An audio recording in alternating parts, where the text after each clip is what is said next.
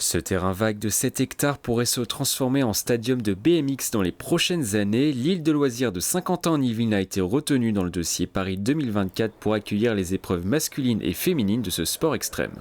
Ce site a été choisi principalement parce qu'il jouxte le vélodrome. On est à 100 mètres à pied du vélodrome, donc il y aura une parfaite complémentarité entre les épreuves qui se dérouleront dans le vélodrome et les épreuves de BMX ici, sans parler du cadre nature qui s'y prête parfaitement.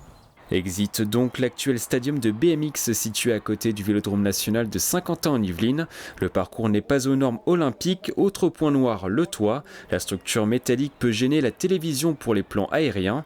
Le stadium servira donc de piste d'entraînement. Les athlètes pourront s'échauffer sur la piste de BMX actuelle avant de venir concourir ici.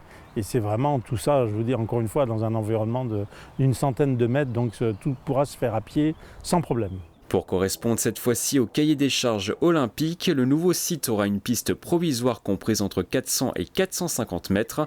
Les tribunes devront également pouvoir accueillir plusieurs milliers de personnes.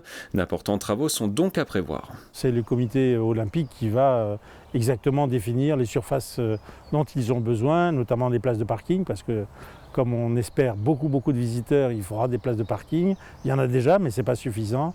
Donc voilà, c'est un gros projet quand même, puisqu'il va sortir de terre.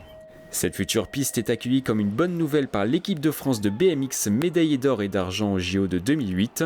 Pour les Bleus, ces deux stadiums seront un plus dans la quête de nouveaux titres olympiques en 2024. Pour l'entraînement, ça représente après deux super outils sur lesquels on peut diversifier justement les entraînements, ce qui peut les aider à progresser encore un petit peu plus.